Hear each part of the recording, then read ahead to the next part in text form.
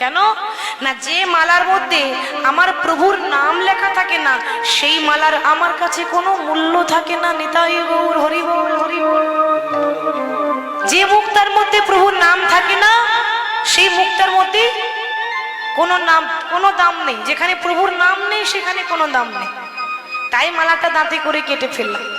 লক্ষণ তখন বলছে, আচ্ছা বেশ, তা এতই যদি তোমার ভক্তি হবে, কই তোমার অন্তরটা একটু দেখি তো, দেখাও দেখি, তোমার ভেতরটা দেখতে চাই। হনুমান কি দেখিয়েছিল বাবা?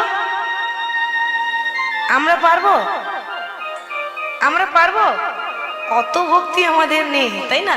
হনুমানকে বলা মাত্র হনুমান সঙ্গে সঙ্গে বুকটা চিরে দেখিয়ে দিল, দেখাই রাম সীতা তার হৃদয়ে